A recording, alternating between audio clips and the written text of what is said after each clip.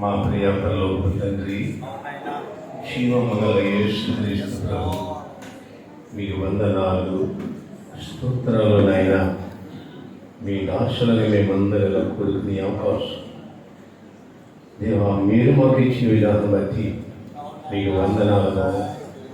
రానున్న రోజుల్లోనైనా దేవా, ప్రభుత్వ వారు అల్లకొలలుగా మీ సేవకులుగా ఎలాగైనా అనసాలని, నీ శాపరిని అంశాలని చూస్తున్నారు ప్రభు.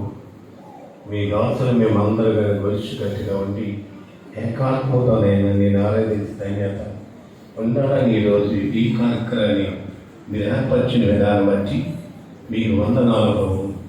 ఈ కార్యక్రమాలను కొనసాగించడానికి, నిత్యము నీతో ఉండడానికి మీ అభిషేకం అందరి మీద దిగిన కాక, అందరి మీద దిగిన కాక, అగ్ని అభిషేకంతో నింపబడును గాక.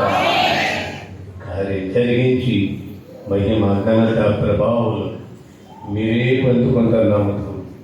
యేసు నామమును వినయముగా వేడుకుంటున్నాము తండ్రి, ఆమేన్. థ్యాంక్ యూ అయ్య గారు. సో మీకు దేవుడు ఇచ్చినటువంటి అభిషేకాన్ని ఇక్కడతో వదిలేసి వెళ్ళిపోకూడదు. ఇక నుంచి నిత్యము మీరు దేవుని మందిరంలో ఉండాలి, దేవుని మందిరంలో ప్రార్థన చేయాలి. దేవుని సేవకుడికి దేవుడు ఇచ్చినటువంటి దర్శనాన్ని బట్టి మీ ముందుకు రాబడినటువంటి ప్రతి అంశాన్ని గురించి భారంతో మీరు ప్రార్థన చేయాలి. సో దేవుడు అటు రీతిగా మిమ్మల్ని అభిషేకించాడు. దేవుడు మిమ్మల్ని బలపరచును గాక.